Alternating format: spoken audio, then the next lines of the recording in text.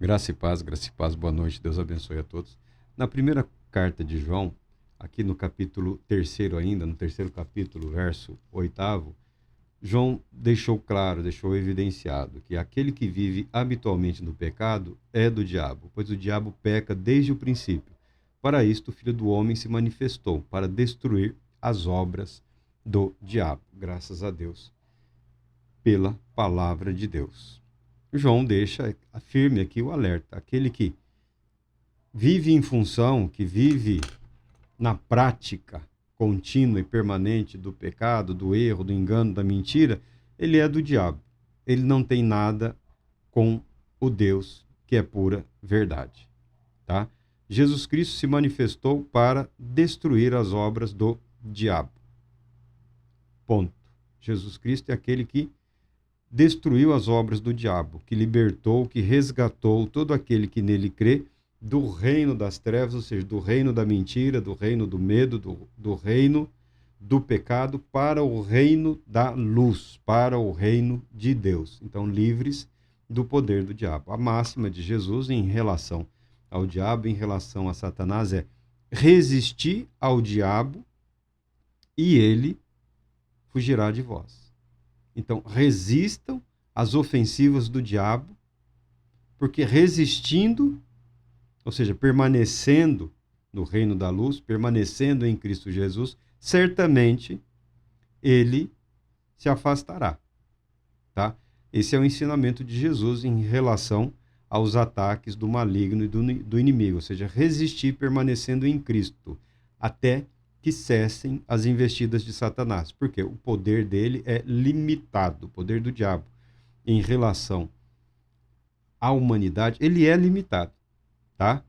Não, há alguns exageros aí, alguns exageros retóricos, como se toda pessoa que está alheio ao evangelho fosse dominada ou controlada pelo diabo ou por Satanás. Não é bem assim. As coisas não são bem assim, tá? Há um espírito no homem. Há um espírito no homem. E há uma verdade de Deus revelada para toda a humanidade através da criação, através do conhecimento. A palavra de Deus sempre prevalece. O poder do diabo, ele é limitado. No contexto religioso, no contexto da fé cristã, João está atacando o que nós chamamos da hipocrisia, né? O discurso que não está harmonizado com a vida. Se eu não conheço nenhum cristão cuja vida, não conheço nenhum cristão, nenhum brilhante pregador, nenhum ministro do evangelho, nenhum homem que tenha se dedicado, e tem muitos homens e mulheres, mas eu não conheço ninguém que esteja à altura da fé que ele confessa, tá? Eu não conheço ninguém. Por quê? Porque essa pessoa não existe nesse mundo, nessa realidade. Muito embora alguns queiram vender imagens de pessoas supostamente perfeitas, absolutamente santas, a vida não é assim. A vida não é assim, tá? Todos nós estamos sujeitos a uma série de imperfeições. O que nós não podemos é aceitar os erros, os equívocos e as imperfeições morais, éticas, ou sejam lá quais forem, como se fosse algo natural ou permitido por Deus que não fizesse nenhuma diferença. Faz diferença sim, a ponto de João declarar que aquele que vive habitualmente, ou seja, aquele que faz do pecado a sua vida, o seu modo de viver, esse é do diabo, esse não tem nada com Deus. O pecado não devia, mas pode ser um acidente na vida do cristão. Acidentes acontecem? Acidentes acontecem. Não é nosso trabalho, não é nossa responsabilidade, não é nossa obrigação julgar a quem quer que seja. O pecado acontece. O pecado acontece. É da natureza humana, a oportunidade surgiu. Às vezes as pessoas que se consideram melhor preparadas são as que derrapam com mais facilidade, tá?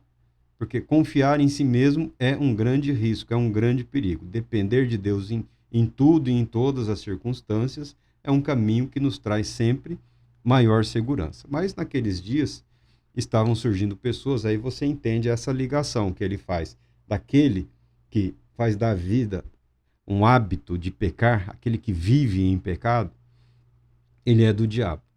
Porque alguns falsos mestres, falsos doutores ou falsos ensinadores estavam ali rastejando, ingressando em meio às igrejas, sempre com uma proposta de espiritualidade, tá? Sempre com uma proposta de algo que foge a tudo que foi visto, a tudo que foi ouvido, a tudo que é sabido. Sempre algo grande demais, bom demais para ser verdade. Invariavelmente não é verdade, tá bom?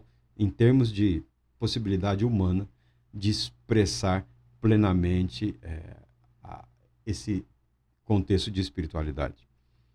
E João orienta a igreja. Amados, não deis crédito a qualquer espírito.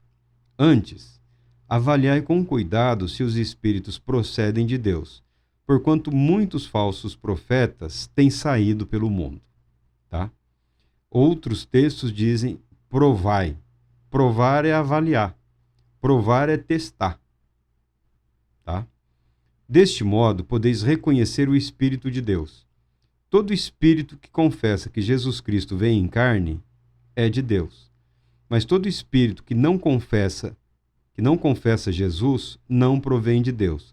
Ao contrário, este é o espírito do anticristo, a respeito do qual tendes ouvido que havia de vir e presentemente já está no mundo. Graças a Deus pela sua palavra. João fala que naqueles dias a atuação do inimigo de Deus, do anticristo ou do diabo aqui, o anticristo não é necessariamente o diabo, é uma referência a um homem que surgirá, que terá a sua vida total e absolutamente consagrada ao diabo. Tá? Há um inimigo humano, esse homem aí. É o que alguns cristãos vivem especulando, querendo saber se o anticristo já nasceu, não nasceu, se está no mundo, se não está.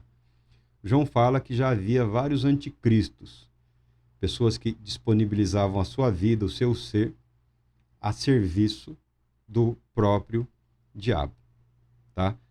Ficar especulando a esse respeito não é muito saudável, não é muito equilibrado. Tá? Não é o melhor caminho. João deixa claro como nós podemos reconhecer a atuação do Espírito Santo. Ora, importante saber que o que João está falando aqui é diferente de uma técnica, em parte arriscada, por muitos aí praticada sem o devido conhecimento das implicações que podem resultar disso, que é uma técnica de isolar o espírito. Olha, há um espírito no homem, há um espírito na mulher. A Bíblia declara, Deus é espírito e importa que os seus adoradores o adorem em espírito e em verdade. O espírito, quando se fala de espírito, diz respeito à alma vital, ao que é eterno, que está presente em todo ser humano. E em Cristo Jesus, este espírito é vivificado, é liberto do poder do pecado, tá? Renasce. E esse espírito, o que alguns falam do nosso verdadeiro eu, ou o nosso eu absoluto, quando nós morremos, é esse espírito que vai para Deus. E é esse espírito que será contemplado com um corpo ressuscitado. O corpo ressuscitado, glorificado, ele será capaz de expressar de forma absoluta quem nós somos, quem nós realmente somos e quem realmente nós somos em Deus, em Cristo Jesus, tá? Mas este espírito habita no homem, ele habita no ser humano.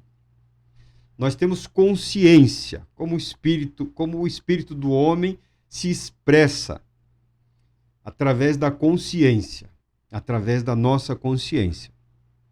Algumas pessoas devotadas a questões espirituais dedicaram muito tempo da sua vida e a uma prática absurdamente exaustiva, que envolve anos e anos de uma constante dedicação da construção de elementos internos que servem de suporte para o conhecimento doutrinário, o conhecimento da verdade, e dedicam parte das suas vidas a um estado de meditação que é chamado meditação profunda. Meditação profunda. É uma introspecção. É uma introspecção guiada, dirigida pelo conhecimento da verdade, assimilado conscientemente, criando um processo de uma busca que se assemelha a uma viagem. Alguns vendem como uma viagem espiritual para os céus. Não é. É uma viagem de introspecção. Nada tenho contra isso. Se um dia você quiser tentar, muito bem. Procure alguém que tenha condições, conhecimento, os recursos, tempo. Isso é algo que leva... Se você for uma espécie de prodígio em questão de memória, concentração, introspecção, uns 30, 40 anos, tá? Mas é algo que pode levar aí uns 50 anos da vida do indivíduo. Muitos fazem essa busca, essa jornada de introspecção, que em parte é comum, é inerente ao ser humano voltar-se para si, como meio de tentar voltar às origens, arrepender-se, voltar para Deus. Essa viagem de introspecção, alguns realizam na ilusão de entrarem em contato consigo mesmos, com a sua essência espiritual, porque acreditam, aí equivocadamente, porque não é isso que a Bíblia ensina, acreditam equivocadamente que o espírito humano é como que uma centelha, como que uma partezinha do próprio Deus. E que o estar não é consciente, mas não é consciente, né? Porque é uma introspecção que a pessoa entra num estado de meditação profunda, chamado estado alfa, em que ela se desliga do mundo exterior para vivenciar as verdades que ela assimilou. Então ela faz uma viagem de introspecção através do conhecimento da verdade, no anseio de entrar numa comunhão íntima consigo mesmo, entendendo que esse eu absoluto, que o seu espírito é uma parte de Deus e que esse suposto contato consigo mesmo é um contato com aquele que nos une ao eterno Deus. Então, esse estado místico de êxtase, de isolamento da realidade, ou da diminuição da consciência da realidade para a assimilação da consciência interior, a pessoa interpreta como uma união mística, espiritual, direta com o próprio Deus. Discordamos disso. Discordamos plenamente disso. Tá? O espírito humano foi criado por Deus. A vida foi dada como que um sopro, mas é como uma figura de linguagem, a expressão do livro de Gênesis. Esse pensamento é o gnóstico, o gnosticismo. Por isso algumas pessoas têm uma obsessão pela memorização e sistematização de determinadas disciplinas espirituais com vistas a um exercício interior, com o objetivo de alcançar o inalcançável, que é o eterno Deus. Muito embora inalcançável por nós, ele se revelou para nós, ele invadiu a humanidade na pessoa de Cristo Jesus. É o que o Evangelho nos ensina. É o que o Evangelho nos ensina. Indo a Cristo, nós conhecemos em Cristo tudo que de Deus é possível ao ser humano conhecer. Esse é o caminho da fé. Esse é o caminho da fé. Eu nada tenho contra essas construções mentais, são exercícios de concentração, memória e imaginação, ou também chamados de meditação profunda, que não são usados exclusivamente pelos religiosos, tá? Muita gente de outras áreas do conhecimento usa esse tipo de exercício, principalmente para a solução de problemas que parecem difíceis.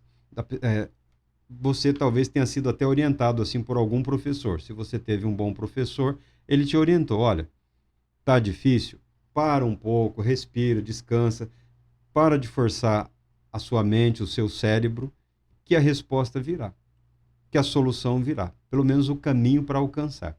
Isso costuma acontecer, porque o cérebro humano continua trabalhando ininterruptamente, tá? Às vezes, quando nós relaxamos um pouco em relação àquilo que não compreendemos bem, o cérebro consegue trabalhar até melhor. Mas isso não é para todo mundo, não funciona para todo mundo. Mas existe essa proposta de espiritualidade. E existe essa ilusão de espiritualidade até entre os cristãos. Muito da espiritualidade da Idade Média da Europa é baseada nesse conceito. Não no conceito de construção de estruturas psicológicas, mentais, conscientes, que possam armazenar o conhecimento da verdade com o objetivo da pessoa meditar de forma profunda naquelas verdades, naquelas realidades, com o objetivo de buscar em Deus a orientação. Não é essa. A preocupação é que ressurgiu essa ideia de que o espírito humano é um fragmento do Deus eterno. Então para entrar em contato com Deus eterno, você entra em contato consigo mesmo. Esse eu profundo. Tá? Via de regra, esses movimentos iniciantes de espiritualidade que já havia naquele tempo, esse movimento em busca da comunhão com o eterno, a pessoa é auxiliada ou assessorada por um ente espiritual. A pessoa conta com o auxílio de um ente espiritual.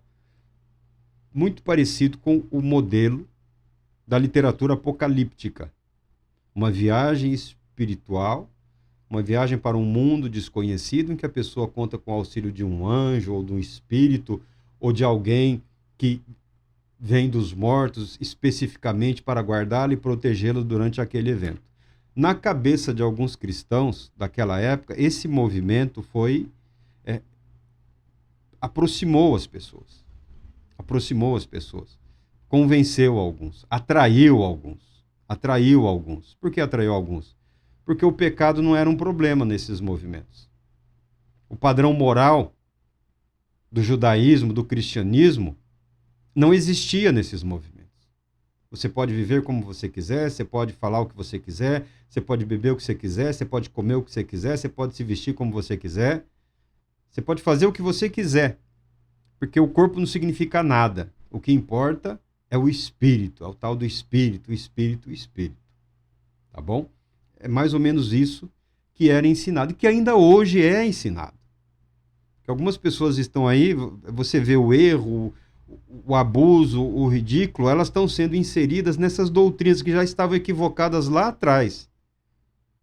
Tem aí, você pega a biblioteca, está lá, séculos, isso sendo explicado para a igreja o tempo todo, porque volta e meia esses movimentos reacendem pela aparente semelhança de propostas espirituais. Não eram nada semelhantes, porque esses movimentos diziam que o Filho de Deus é o Espírito. Jesus era o homem. Mas o Cristo era um ente espiritual que habitou no homem Jesus. Por exemplo, um dos movimentos passa a ter essa linha de montagem, essa linha de apresentação. Porque Jesus, o Cristo, é Jesus o ungido, Jesus o Messias, Jesus o prometido. Aí Jesus, o Cristo, Jesus o Messias, por uma questão de identificação, proximidade, facilidade, tornou-se Jesus Cristo, como se fosse um nome próprio, Jesus Cristo, mas é Jesus o Cristo. Jesus, o Cristo. O Verbo de Deus que se fez homem. Nasceu da Virgem Maria. Nasceu da Virgem Maria. Tá bom? A carne humana diz respeito ao desenvolvimento embrionário lá no óvulo da mulher, no útero da mulher. O Verbo se fez carne. Nasceu plenamente humano. Plenamente humano. Então João fala, todo espírito ou todo ensinamento, porque você não tem como isolar o Espírito Santo. Que alguns fazem essa prática de, em casos aí de possessão ou de aparente possessão, ou de uma influência muito intensa que possa ser constatada, existem as técnicas de isolar esse ente, esse espírito. Isolar este espírito que está tendo acesso à consciência do ser humano, do indivíduo, a ponto de convencê-lo ou não, porque é estranho, porque, por exemplo, os animais reagem violentamente, não aceitam a possessão, não aceitam, os animais não aceitam. Muitas pessoas até buscam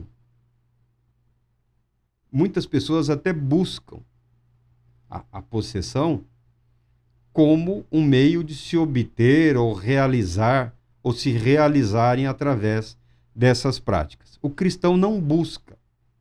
Ao cristão não é possível, porque o Espírito Santo não atua como uma possessão. Estou lendo uns negócios aí, umas coisas aí, teologia sistemática e tal. Tem uns que você fala, meu Deus do céu, esse cara é um animal. Esse cara ensinando essas coisas e o povo, os jovens vão lendo. Por conta de expressões, de textos, não só do Antigo como do Novo Testamento, que dizem respeito a uma presença do Espírito Santo agindo através da vida de pessoas. A linguagem possível é a linguagem que foi utilizada. O momento em que Deus conduz a pessoa para aquilo para o qual ela deveria estar preparada. Às vezes não está plenamente preparada, mas Deus a está conduzindo. Não significa que a pessoa tenha a sua consciência ou a consciência de si mesma anulada, ou que ela seja possuída. Iluminação é uma coisa. Inspiração, como foi no caso dos apóstolos, dos profetas, é outra coisa, mas nenhuma delas é possessão. Nenhuma delas é possessão. A palavra que melhor expressa é comunhão. Acontece que a vontade de Deus se sobrepõe, mas não violenta a vontade humana. E não há nada na vontade humana ou natureza humana que possa influenciar essa atuação do Espírito Santo. Não há nada que possa. E não há nada no ser humano que possa ser confundido com a livre atuação do Espírito Santo. Tá? O fato é possível, sim, isolar essa entidade. É possível? É possível. Se isso é de fato desejável, é questionável. É questionável. Porque no caso de Jesus, ele expulsava, ordenava que saíssem e os espíritos saíam, gritando, tremendo, não importa, saíam e não tinham como voltar. Tá? As práticas atuais são um pouco estranhas. Deixam em dúvidas. Deixam sérias dúvidas em relação à capacitação de certos indivíduos no que diz respeito à autoridade para ou o real desejo de libertar.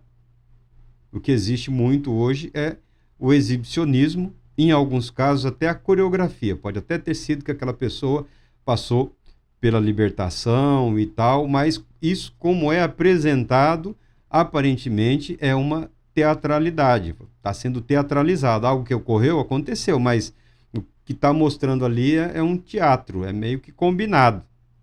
Tá? Tem isso também. Não estou dizendo que é todo o caso. Eu conheci uma pessoa que eu cheguei, eu até confesso, eu pequei. Eu pequei. Se eu pequei, Deus que me perdoe. Mas eu cheguei a achar que aquela mulher era contratada da igreja. Porque não é possível aquilo.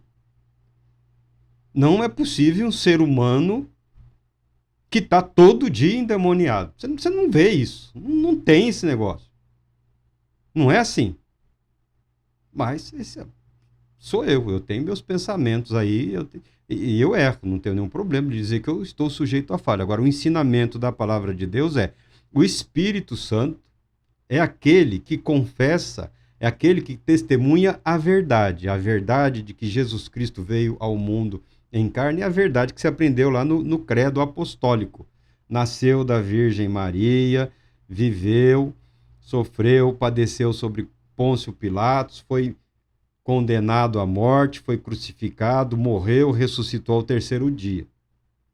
Essa é a doutrina, esse é o ensino que o Espírito Santo inspira ou ilumina os homens e mulheres que a ele servem para manterem o testemunho da palavra da verdade. Aí diz João aqui, todo espírito, ele não fala só da entidade, que pode até ser isolada, expulsa ou enfrentada. Ele pode estar falando aqui do caráter do ensino, tá? O conteúdo apresentado como doutrina ou como espiritualidade que contraria a palavra de Deus. Que contraria a palavra de Deus. Por isso nós falamos, hoje sempre existiu, né, a análise do discurso. Olha, os crentes de Bereia, ao ouvirem a pregação do apóstolo, foram aos livros, foram na biblioteca da sinagoga, vamos procurar, vamos estudar, vamos ler. Eu me lembro de um pastor, ele estava ensinando alguma coisa sobre modelo de pastoreio. Ele falou, invariavelmente, a igreja vai mastigar o sermão do pastor.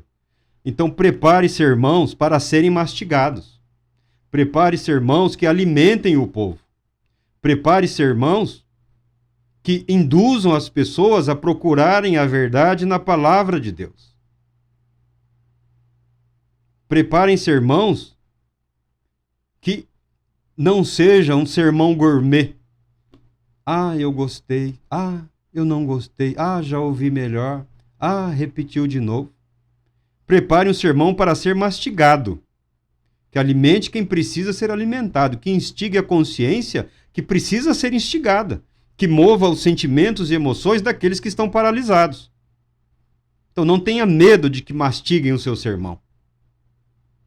Prepare um bom sermão, para que ele alimente o povo, para que quando estiverem mastigando, eles sintam, eles percebam, não, isso aqui é palavra de Deus.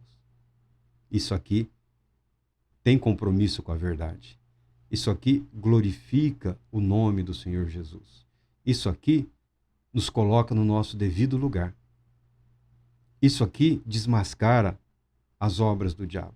Isso aqui desmascara os falsos ensinos, as falsas doutrinas, os falsos profetas, os falsos apóstolos. Não é porque é um sermão gourmet que é fruto da iluminação ou da inspiração de Deus ou do agir do Espírito Santo.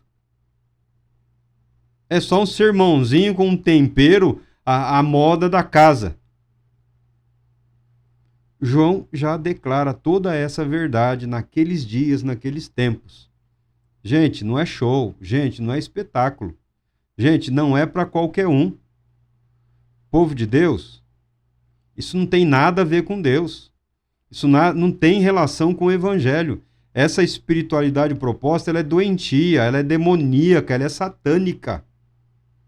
Há um espírito no homem, e esse espírito é vivificado pelo Espírito Santo, pelo Espírito de Deus. Como esse contato, como esse agir ocorre, nós não sabemos, porque é pela fé. E o livre agir do Espírito Santo é intangível. O Espírito Santo é intangível. Ah, mas eu sinto. Você sente, é claro que você sente. Você é sensível. Inclusive à verdade. Inclusive à iluminação do Espírito Santo. Inclusive à atuação, ao mover santificador daquele que participou da criação da humanidade, da sua, da minha, da nossa. Não tem como o espírito humano não se mover em resposta ao agir soberano e gracioso do Espírito Santo de Deus. Agora, não se iluda acreditando que os reflexos desse mover do nosso espírito iluminado, agraciado pelo Espírito Santo, são necessariamente os resultados necessários ou desejados por Deus. Nós não vivemos pelo que sentimos. Nós não vivemos diante de Deus pelas lágrimas, pelo sorriso, pela alegria, muito embora tudo isso seja muito bom e parte da nossa vida, parte da nossa existência. Nós vivemos, os que fomos justificados, pela fé de que Deus fez o impossível. Jesus Cristo, homem, habitando entre nós, homens, corpo físico como o nosso. Qual a diferença? Sem pecado. Sem pecado. Mas em tudo igual a nós. Sujeito às mesmas dores, sujeito ao mesmo sofrimento, sujeito à morte. E aceitou a morte mais humilhante conhecida naqueles dias, que era a morte por crucificação. A morte crucificado, exposto, humilhado, nu, despido de toda e qualquer dignidade, de compaixão, misericórdia, pregado, amarrado numa cruz, ensanguentado, para que quem quiser visse. E muitos zombaram e desdenharam, porque acharam que era ninguém, acharam que era apenas mais um. Por isso João fala, todo ensinamento, toda doutrina que não te conduz a Cristo, que não exalta Cristo Jesus, que não te faz lembrar de forma consciente de que Jesus Cristo, o homem, o Filho de Deus, viveu entre nós, viveu a nossa vida, caminhou nesse inferno. É essa a palavra. Caminhou nesse inferno, porque se não é céu, é o quê? Caminhou nesse mundo sujeito ao pecado, à mentira, ao erro, à depravação, fazendo o que foi impossível ao ser humano realizar. Então, esse, na minha opinião, é o teste proposto por João no contexto de provar os espíritos. Não é sair por aí socando a mão na testa de ninguém, tentando isolar espíritos. Você pode avaliar pura e simplesmente o ensinamento, a doutrina, lendo a palavra de Deus e não reagindo emocionalmente a tudo que ouve ou a tudo que vê. Tá? Provar os espíritos, procurar conhecer a verdadeira intenção por trás das palavras e a motivação daquelas palavras. Por que João pode falar isso? Ele vai concluindo aqui. Filhinhos, vós sois de Deus e tendes vencido os falsos profetas, porque maior é aquele que está em vós do que aquele que está no mundo. Maior é aquele que dá testemunho do Cristo Jesus, da promessa feita, realizada e cumprida por Cristo Jesus. Qual é a promessa para a minha vida? Qual é a promessa para as nossas vidas? Qual é a promessa de Cristo para a igreja? A vida eterna. A vida eterna. A vida eterna conquistada por nós, pelo Cristo de Deus, pelo Filho do Deus Altíssimo. A submissão a Deus, a aceitação da verdade do Evangelho, a aceitação da palavra de Deus, é muito mais do que você ficar aí, fala que Jesus Cristo veio ao mundo em carne, porque se você não conseguir falar que Jesus Cristo veio ao mundo em carne, você você é o anticristo. Não seja ingênuo. João tem muito mais do que isso a oferecer. A palavra de Deus tem muito mais do que um jogo de palavras para oferecer. A palavra de Deus traz consigo a verdade. A verdade é a revelação de Deus através de Cristo Jesus. É algo que o cristão precisa estar consciente. É uma verdade pela qual vale a pena lutar, resistindo ao diabo, resistindo ao mundo, resistindo aos falsos profetas, aos falsos apóstolos, às falsas doutrinas, por mais agradáveis e simpáticas que sejam, por mais bonitinhas, por mais bem coreografadas que sejam. Se você parar e prestar atenção, você verá. É falso. Não é verdade. É mentira. É o espírito do erro atuando na vida daqueles que se rebelam contra Deus. E nem todo aquele que se rebela contra Deus está fora da igreja. Porque muitos têm imenso prazer em desconstruir a paz que por nós foi conquistada por Cristo Jesus e nas nossas vidas pode e deve se manifestar em toda e qualquer circunstância. De tudo que Jesus nos deixou, a paz, que excede toda e qualquer capacidade de compreensão humana, é um dom pleno e permanente. A convicção de que em Cristo Jesus os nossos pecados foram perdoados. A nossa vida passou do reino das trevas para o reino da luz no amado.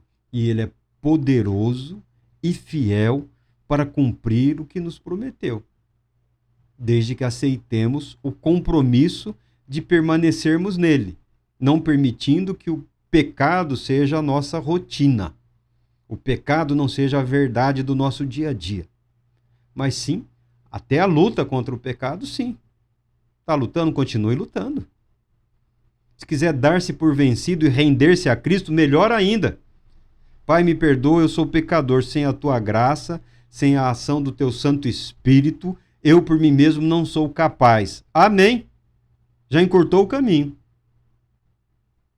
Aprendendo a depender de Deus, você aprende a experimentar o poder da graça de Deus, que transforma, que justifica, que santifica, que renova, que regenera, que salva, que cura, que liberta e que traz a paz. Deus Todo-Poderoso te abençoe, te proteja e conceda paz, muita paz.